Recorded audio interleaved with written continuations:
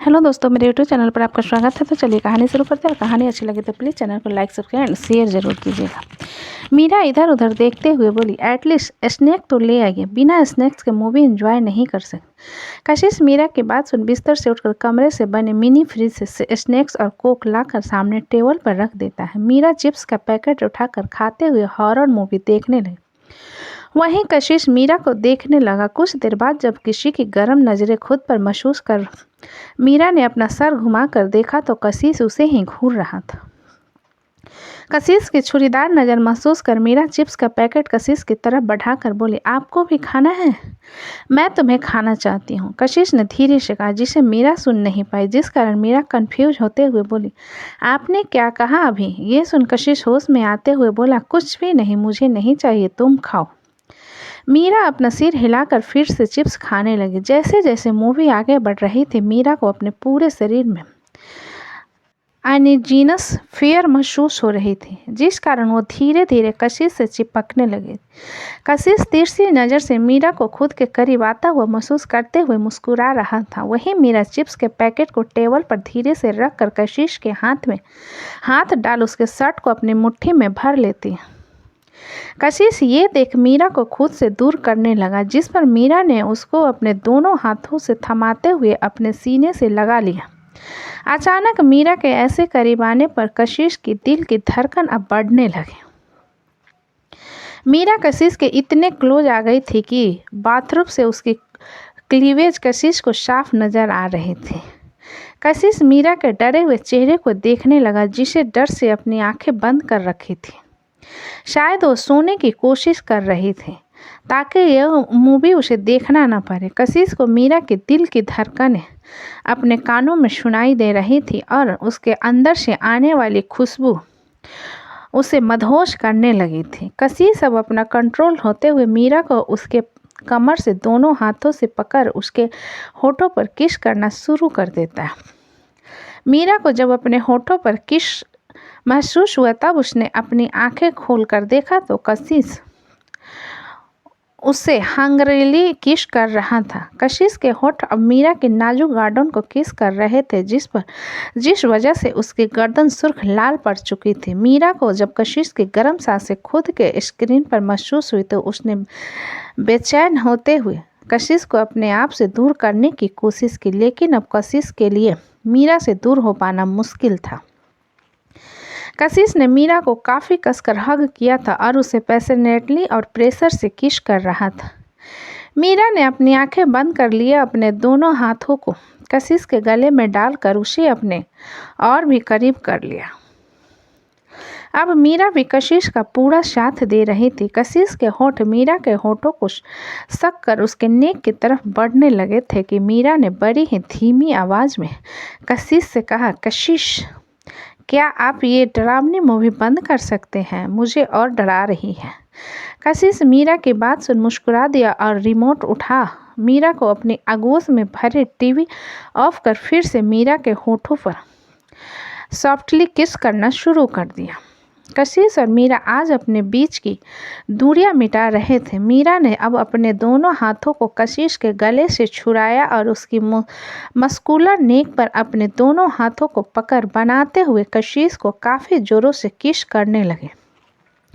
अचानक जैसे उसे याद आया कि वो क्या कर रही है, उसने कशिश को छोड़ा और शर्माते हुए अपने दोनों हाथों से अपने चेहरे को कवर कर लिया। उन्होंने उसके हाथों को अपने हाथों से पकड़कर उसके चेहरे से हटाया और एक बार फिर से उन्हें बिस्तर पर पुश कर दिया। मीरा के गाल बुरी तरीके से लाल हो गए थे। कशिश हल्की मुस्कान के साथ मीरा के कान में अपने अट्रैक्टिव आवाज़ के साथ बोला, मीरा, तुम मुझसे इतना शर्मा क्यों रही हो? अभी तो कुछ हुआ ही नहीं हमारे बीच। मीरा कशिश की बात पर अपनी आंखें खोल उसे देखते हुए बोली, हाँ, क्योंकि मैं आपकी तरह बेशर्म नहीं हूँ। कशिश तिरछी मुस्कान के साथ नॉटी आवाज़ में बोला, हम तो बेशर्म हूँ? ओके फाइन, अब जब बेशर्मी का टैग लग ही चुका है तो मुझे बेशर्मी दिखानी चाहिए। ये कहते हुए कशिश मीरा के दोनों हाथों को अपनी तरफ बढ़ा देता है। मीरा कशिश के स्ट्रॉन्ग मसल्स को फील कर अपनी आंखें बंद कर लेती है और शर्म से उसका चेहरा और कान अब और भी ज़्यादा लाल होने लगते हैं। मीरा ने अपने होठ खोले थे कि कशिश को खुद से को निहारता हुआ पाकर रुक गए। मीरा कंफ्यूज भरी नज़रों से कशिश को देखने लगी और खुद को निहारता हुआ पाकर बोली, क्या आपको भूख लगी है? मीरा की बात पर कशिश अपनी एक आईब्रो ऊपर करके बोला, मैं तुम्हें खाकर अपना भूख मिटाना चाहता हूँ। मीरा मुंह बनाकर बोली, मैं सच में खाने की बात कर रही हूँ कशिश। जिस पर कशिश अपनी आंखें छोटी करके बोला, क्या सच में किसी के साथ तुम्हारा रोमांटिक मोमेंट एक्सपीरियंस नहीं है जो तुम इतनी अनरोमांटिक हो?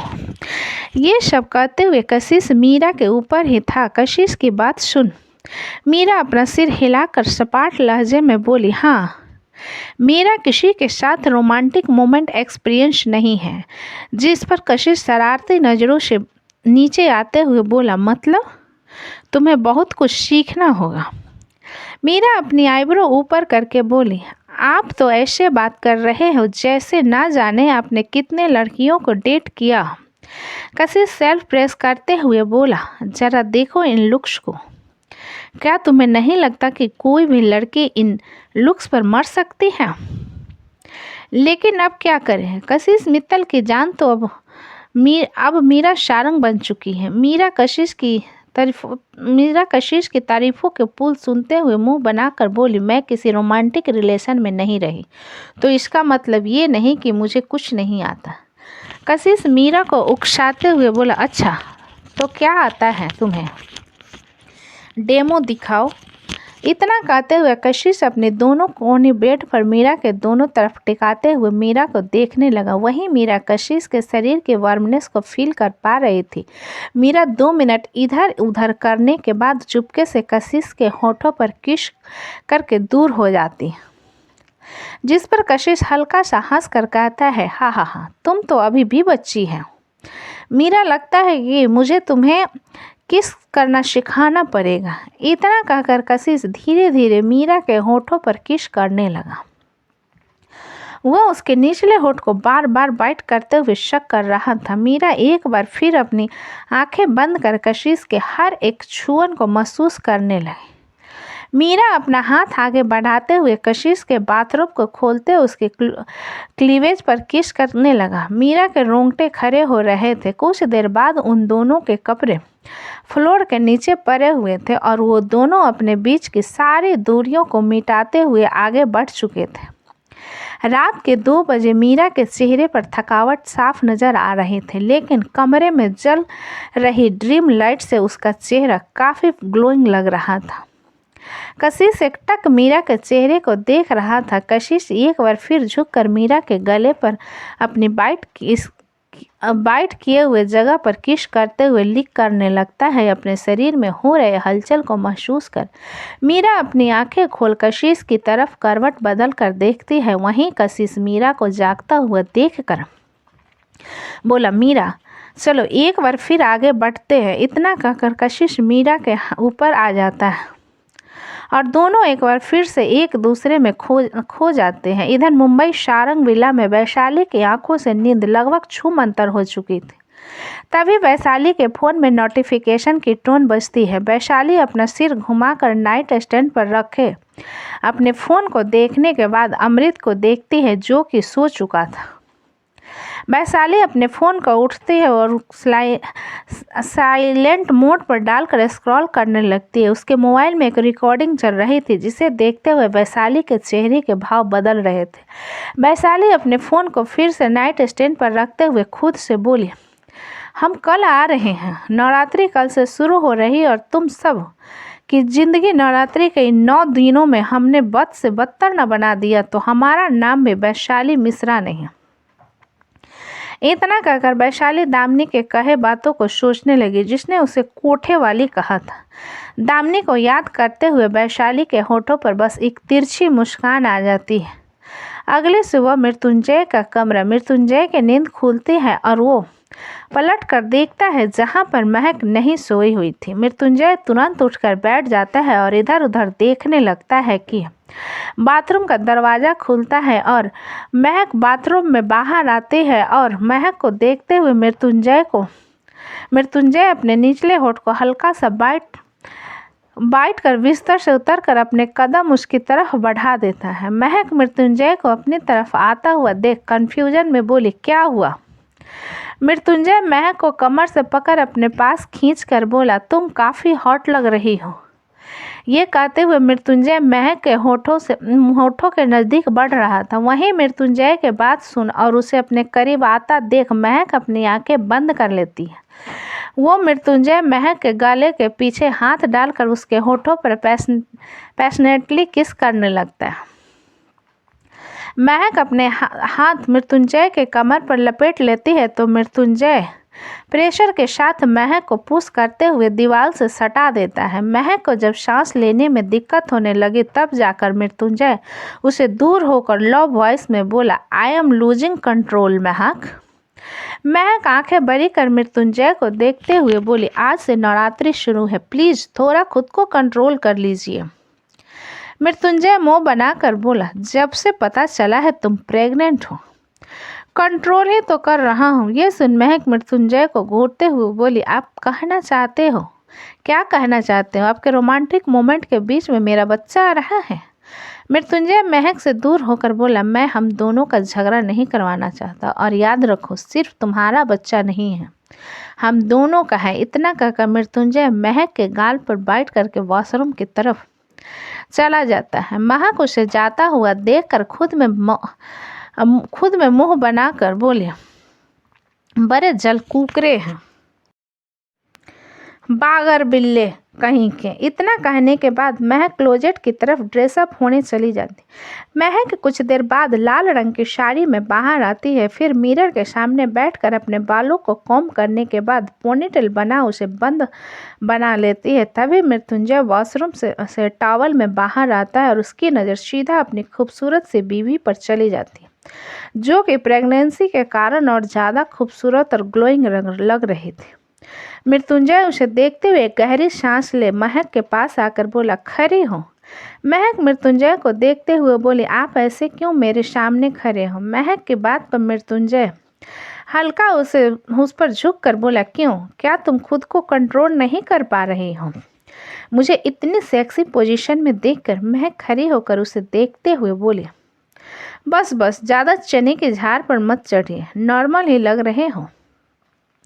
मृत्युंजय महक के चांदी के सिंदूर के डिब्बे उठा उसमें से सिंदूर निकालकर महक के पूरे मांग में भरते हुए बोला, वो क्या है ना, मेरी बीबी कुछ ज़्यादा ही खूबसूरत है, इसलिए तुम्हें देखते हुए लोगों की नज़र सबसे पहले तुम्हारे मांग में लगे सिंदूर पर जानी चाहिए, ताकि उन्हें पता चले कि तुम पहले से शादीशुदा हो। मृत्युंजय की लॉजिक पर महक मुंह बनाकर बोली, आप सच में कितने बड़े जलकुकड़े हो।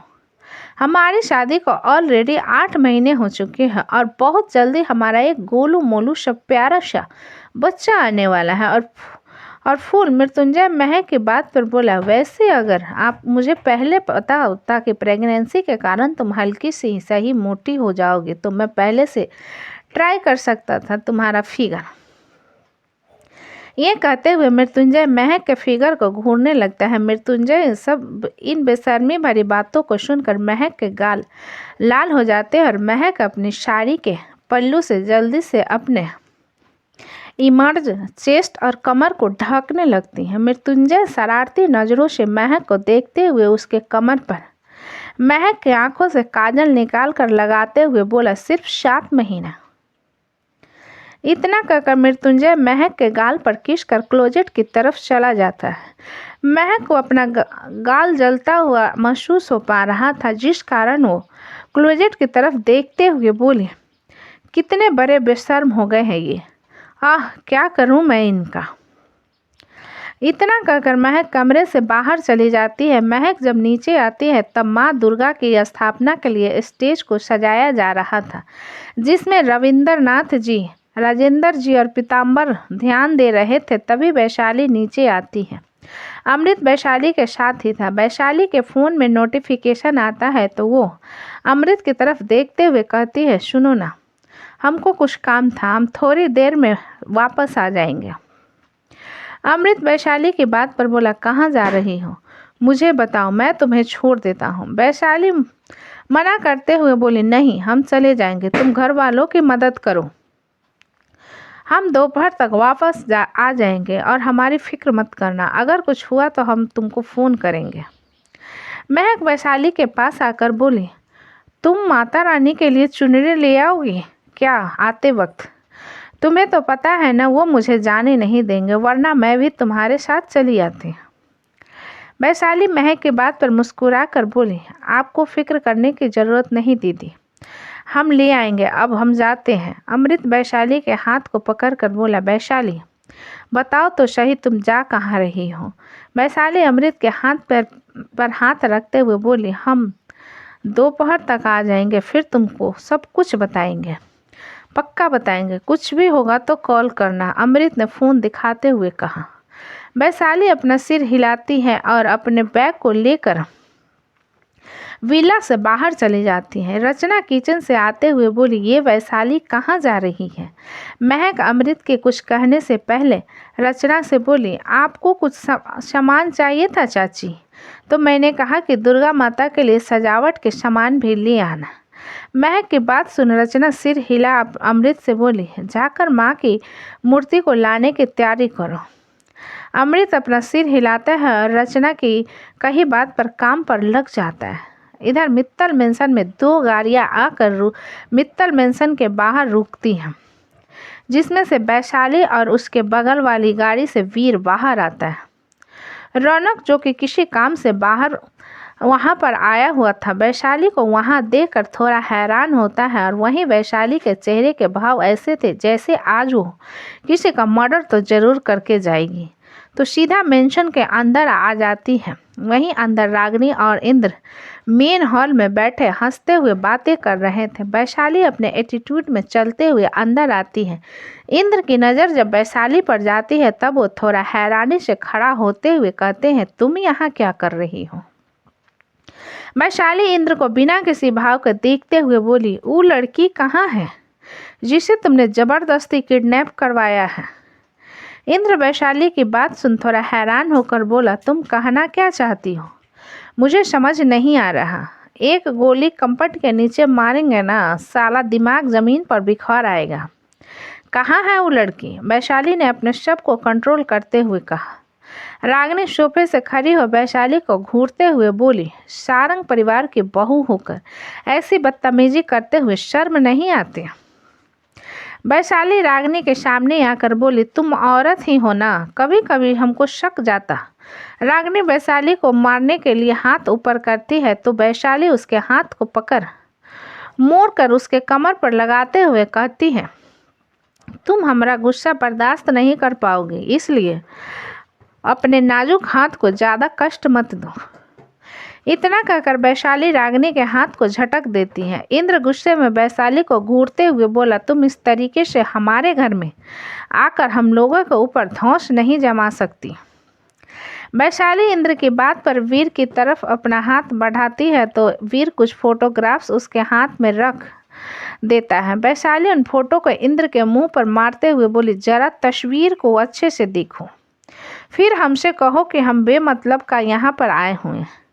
इंद्र उसे तस्वीर को उठाकर देखने लगता है। जैसे जैसे वह तस्वीर को देख रहा था उसके चेहरे के रंग उड़ने जा रहे थे। रागिनी इंद्र के हाथ से तस्वीर को लेकर देखने लगती है, जिसमें इंद्र और शिखा जी की काफ़ी सारी तस्वीर थी, जिनमें दोनों साथ थे और कुछ लव लेटर्स भी थे जिन्हें इंद्र ने शिखा जी को दिया था। एक तस्वीर में छोटी सी वैशाली और शिखा जी थी। वैशाली इंद्र के और रागिनी के हाथ से उन तस्वीर को छीनते हुए बोले, हमारी अम्मा के तस्वीर को छूने का भी हक नहीं है तुम दोनों को।